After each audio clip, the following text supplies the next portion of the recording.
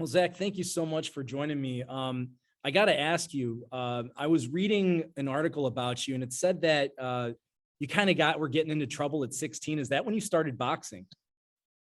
No, I started boxing at about almost 14 years old. Okay. Yeah, And then 14 years old. what kind of brought you into the sport? What was kind of your introduction to it? I mean, I was always like a hyper, energetic kid. I always had a lot of energy, and I was always getting in trouble in school, fighting outside in the street, Mm-hmm. and just into mischief and all types of bad things. So that's what they forwarded me to boxing, and then it changed my life. As far as the changes that you saw within yourself, how did boxing change you as a person? I mean, it impacted me great because like before boxing, I would just be outside hanging out in the street in Brooklyn, just running around with my friends, just doing anything we could to just, I don't know, doing anything like finding trouble, breaking into people's houses and just little things like dumb shit, especially violence. It was always violence. So it was just normal to us and just doing random things. But once I got to boxing, it was like I was going to the gym every day. I wasn't hanging out. I wasn't with my friends, and it was just that's all I wanted was to be in the gym. And then it got to a point where I didn't even want to be in school. All I wanted was to be in the gym, but I had to be in school.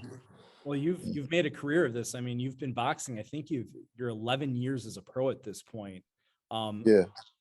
What's been the biggest thing that you've learned in your 11 years as a boxer? I've learned that no matter what, just like keep going. I see a lot, like ever since I've turned pro, I see a lot of guys that I've turned pro around the same time with fall. I've seen a lot of guys succeed, so it's just like, just worry about yourself, focus on yourself, and do whatever you have to do to level yourself up. And that's what I've done.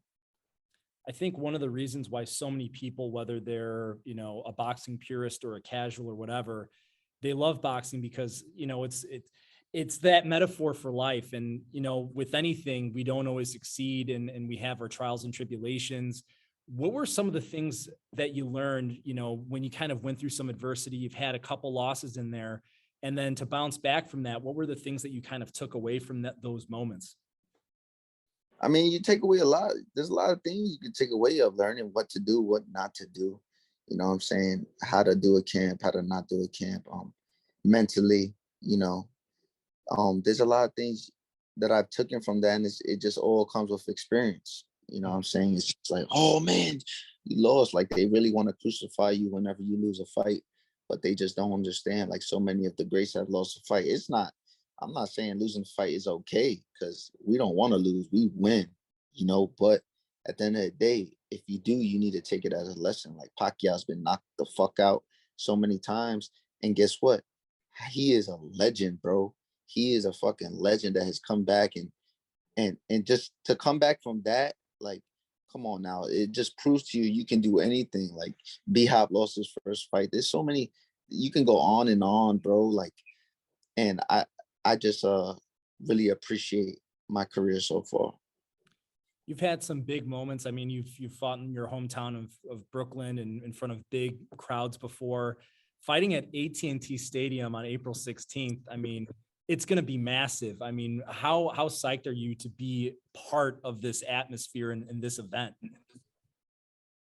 Nah, I'm excited, man. I'm excited. I'm happy. I fought in there before on the Canelo undercard, so I know what it is. I fought in the most worst arenas, the most hole in a wall in a barn arenas to like some of the best arenas. And so like, this is nothing that's new for me, but it is at a bigger stage and a bigger fight. And I just can't wait for it. When comparing those experiences, maybe, fighting in a down and out place with maybe, 100 people in the audience versus, in a stadium like this, which is massive. And, you have all the cameras and lights on you. What's the difference in those two experiences for you? I mean, there's, I mean, when you get in the ring, it's just straight fight. You see, there's like, it's just fight time, but like the lead up, different type of locker rooms, you might be warming up right next to the guy that you're gonna fight in those little arenas. So it's different from the other arenas. And then you can hear probably your aunt screaming, you know what I'm saying, that's in the chair like only 10 rows down. But in like these big arenas, you won't hear that. So it's a big difference. This your opponent, Brandun Lee, I mean, not a lot of guys would want to fight him. When you're presented with a Brandun Lee fight, what was your initial reaction, and what makes you say, you know what, I want to fight this dude? It wasn't like a, you know what, I want to fight this dude. It was just like, okay, let's fight. Like, Mhm. you know what I'm saying? It's not like, you know what, I'll fight. No, it was just, you know, they offered me to fight, and I didn't hesitate to say no. It was just like perfect. I just said yes immediately, and I just wanted to get it done ASAP. He's got a lot of steam coming into this fight. Young guy, big knockout puncher. What makes you so enthusiastic and gives you that internal belief that you could take this guy?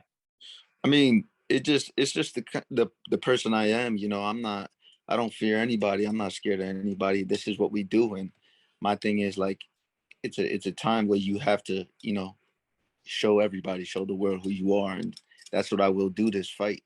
And you know, I just think, you know, any time it's like a big fight, like I just love a big fight. You know, I love a big fight, and this is what we do. We go out there to fight the best. We want to fight the best, and Steven Espinosa and Showtime has done an amazing job with showing best fighting the best. You've seen almost all their fights, all their cards lately have been just phenomenal. And I think this is one of the fights that's going to be very great.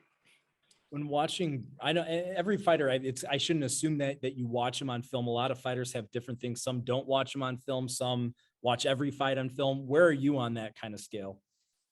I mean, you know, everybody's seen him fight. You know what I'm Mhm. saying? Some people watch a lot of film, some people watch a little bit of film. Me, I watch some film and stuff like that, but I don't, you know, kill myself with it. You know, it is what it is. You know, it's not like he's a guy that I have to look for on the internet. No, he's fought on TV and everything. Everybody knows his style. Everybody knows who he is. But I just can't wait to go. When you go into a fight like this, everyone's always looking for, an edge, trying to work to their advantage.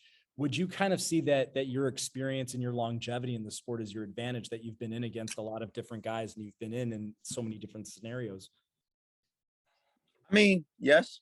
You know, Mhm. I feel like my experience is gonna you know, play a big factor, definitely. But at the same time, you don't overlook that. You know, you can't just, you know, go in there and say, oh, my experience is just gonna, no, you have to put the work in and be ready. And that's what I'm ready to do.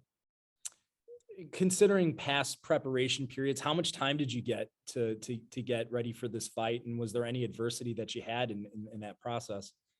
Not no adversity at all. You know, I've had a while to get ready for this fight. You know what I'm saying? Weeks out. And the thing is, I've been in the gym. I've been ready. I've been staying cool, staying in the gym all the time, keeping my body active. And once I got the call, it was a wrap. You know, that's when I go to camp. Mhm. I know that your last fight, I believe, was February 2021, and even this Yes. weekend, we see a lot of fighters that are coming off long layoffs. A lot of times, it's various reasons. I think uh,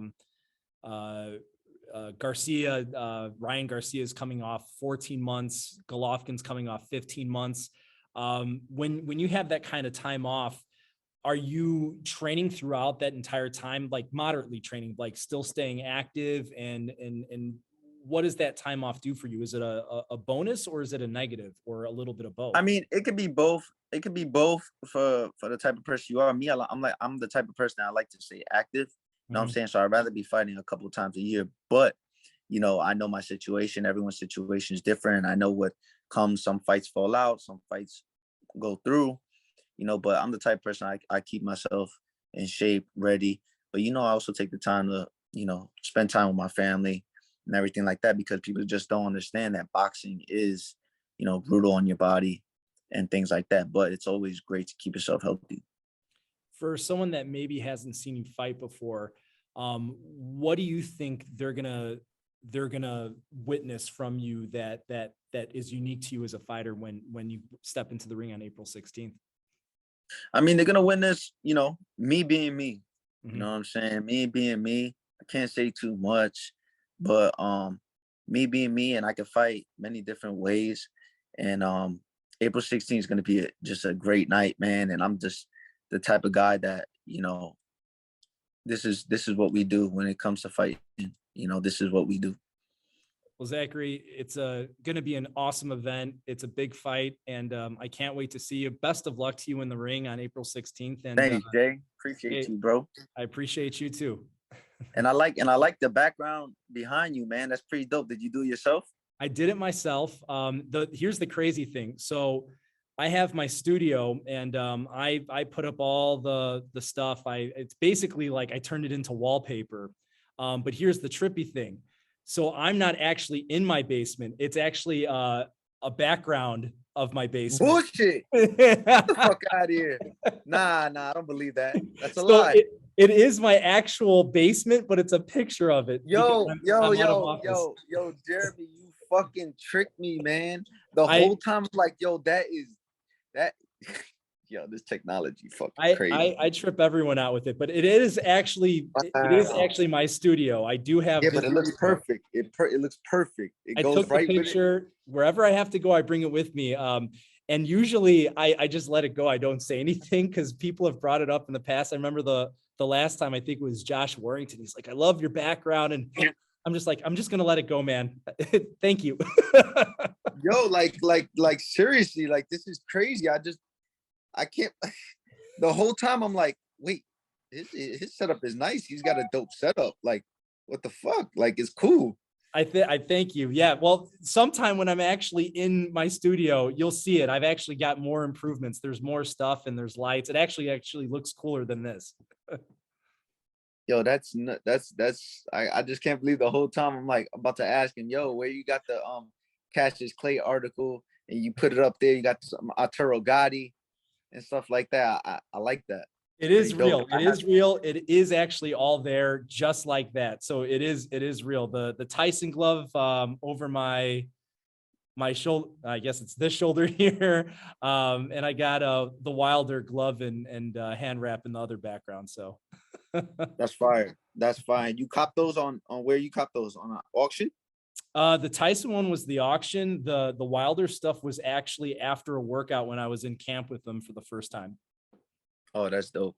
Well, I actually have I just won an auction a couple months ago in December, and I actually beat Mauricio Suleiman for well, he was bidding on everything, so it was not like I beat him, but I can say but I beat him on a signed Sugar Ray Leonard versus Roberto Duran picture, and I got that in my house, and that shit is it's amazing. It's amazing picture. Sugar Ray Leonard's one of my favorite fighters, and I love that piece. I love memorabilia of boxing. Yeah. I was about to ask you that. I'm the same way. So yeah, I'm huge. I actually have two different areas that have it. So the one behind me, the picture of that is one area, but I also have a whole different area where I like signed gloves. I don't know. So signed gloves are right. But yo, man, like Floyd Mayweather, when I was like 15, he signed 14 or 15. He signed a magazine, a Ring magazine. He signed all over it, and I have it in a nice sealed plastic wrap. No, that's nice. I like that. And I have even Bernard Hopkins' signature on a photo of De La Hoya on the floor while he's running away. Like, it's a crazy picture. No disrespect to De La Hoya, but I have De La Hoya's autograph. I have so much people's autograph now, but now it's just like I know everyone. So yeah, no, I hear you. Well, now it's like I just get them off of auctions. The only reason I did that was I was down in Tuscaloosa, and Wilder was like, hey, do you want my signed autograph hand? I'm like, sure. Yeah, I'll take it. That's crazy. That's dope, man. No, that was dope. A cool one. That was a cool one. Oh man, what a trip. But yeah, hey man, thank you so much. I'm glad we were finally able to connect.